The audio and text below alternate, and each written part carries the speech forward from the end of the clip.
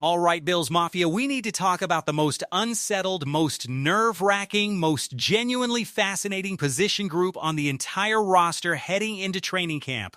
We're talking about the interior defensive line, the trenches, the guys lining up nose to nose with opposing centers and guards, tasked with the thankless job of clogging running lanes and collapsing pockets from the inside out. And folks, this group is a roller coaster. There's excitement here. There's real reason for concern here.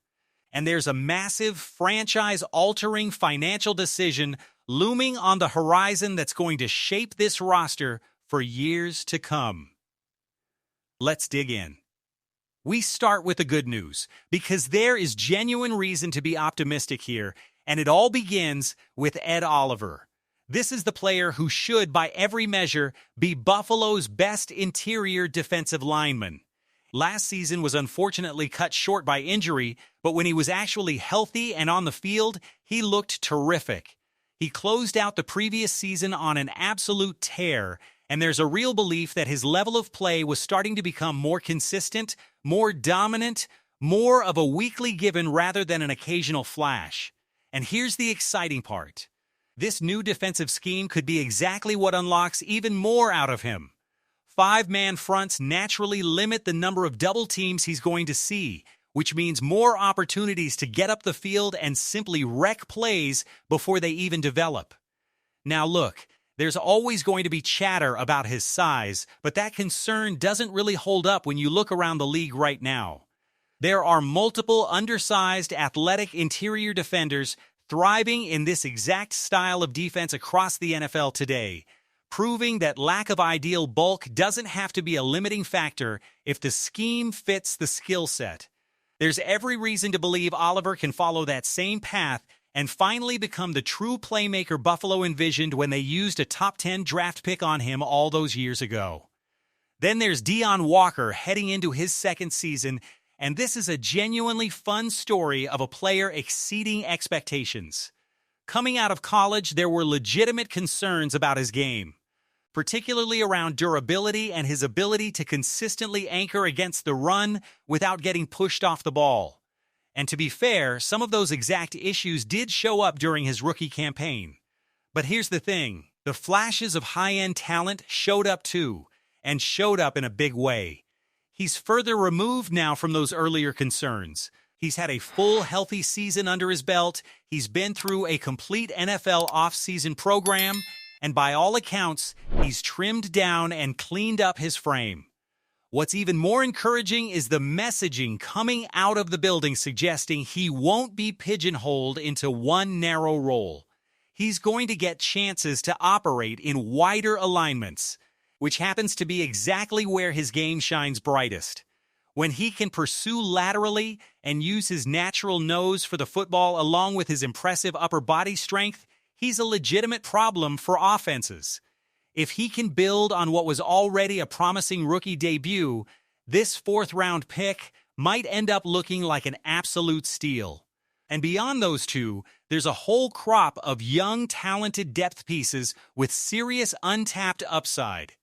You've got athletic, high-upside players entering their second seasons after being selected on day 2 of recent drafts, along with another talented young player who missed all of last season recovering from a serious injury but has real pass-rushing pedigree from his college days. These are exactly the kinds of investments that suggest the front office genuinely believes in this young core, even if we don't have a ton of data to fully evaluate them yet. And that leads into the final reason for optimism here, an entirely new coaching philosophy. For years, this specific position group struggled under the previous defensive coaching staff, with players consistently performing better after leaving Buffalo than they ever did while they were here.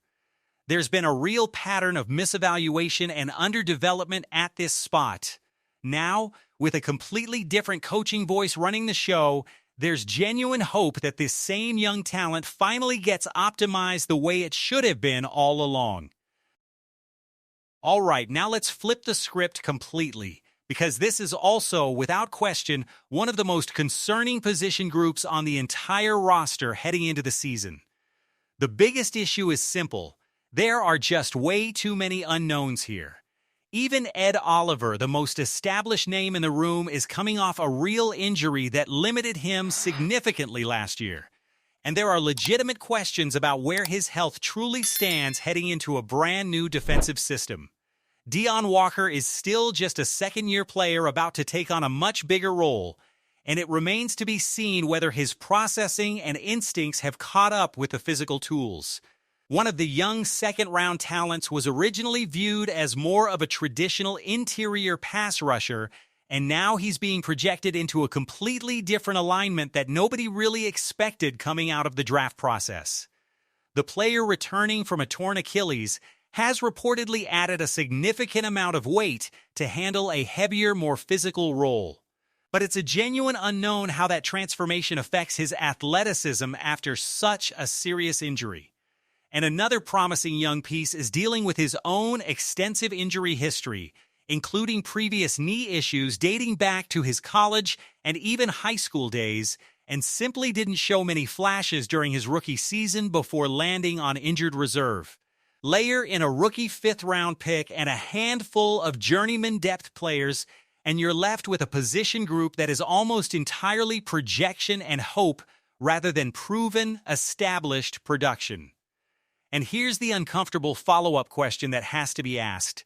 Even in the best-case scenario, even if half of these hopeful projections actually pan out, is it enough? This unit is going to need to roll 5 or 6 players deep in a defense that leans heavily on rotation, and there's a real legitimate fear that this group could end up being the weak link that holds the entire defense back from reaching its full potential.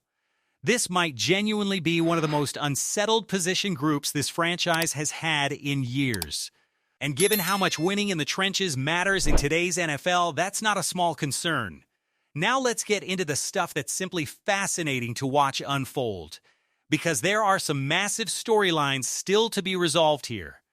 First and most significant, Ed Oliver's contract situation is about to get very interesting. His cap hit is set to balloon to a massive number in 2027, and that's going to force some serious decision-making from the front office. Do they simply let that number ride and pay him as one of the more expensive interior defenders in the league? Do they look at restructuring or extending his deal to spread that cap burden out across future years? Or does everything hinge entirely on how this season actually plays out? It's the kind of decision that's going to be shaped significantly by what happens between now and the end of this year, and it's absolutely a storyline worth tracking closely. Second, there's a genuinely juicy question about how this rotation is actually going to shake out. Looking at how this exact coaching staff previously deployed their interior defensive line elsewhere in the league, the blueprint appears to call for a 5-man rotation, with one true workhorse playing the bulk of the snaps, a couple of complementary starters rotating in around 400 to 500 snaps each, and a couple more rounding out the group in more limited roles. Mapping that blueprint onto Buffalo's current roster, Ed Oliver looks like the clear workhorse of the group, while the rest of the rotation remains a genuine open competition heading into camp. Figuring out exactly who wins those remaining rotational spots is going to be one of the most compelling subplots of the entire preseason. And finally, there's a lingering question about roster investment that deserves real scrutiny. Heading into this offseason, there was a reasonable expectation that the front office would make meaningful additions to bolster this specific position group, especially with a brand new coaching staff coming in. Instead, outside of a single late-round rookie selection, this group was left almost entirely untouched. Compare that to the clear, aggressive investment made at other spots on the roster, including significant free agent additions and draft capital spent at other units, and you're left wondering whether that reflects genuine confidence in this young core, or whether it simply reflects a roster-wide prioritization decision where other needs were deemed more pressing. Either way, it's a gamble, and the consequences of that decision are going to play out in real time this season. So where does that leave us? A position group with legitimate stars in the making, a pile of unproven young talent with real ceiling, and a genuine, uncomfortable amount of uncertainty heading into the most important stretch of the offseason.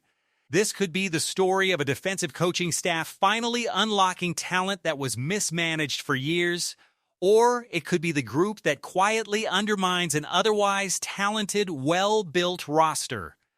Nobody knows yet, and that uncertainty is exactly what makes this one of the storylines worth watching most closely as training camp approaches.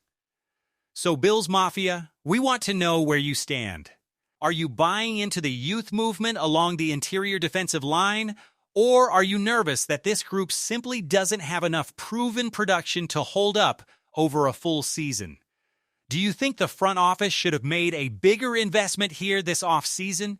Sound off in the comments and let us know exactly how you're feeling heading into camp. If you found this breakdown valuable, do us a favor and smash that like button, drop your thoughts in the comments, and if you haven't already, make sure you're subscribed so you don't miss a single position group deep dive as we count down to training camp. There's a lot more analysis coming your way. Go Bills, we'll see you in the next one.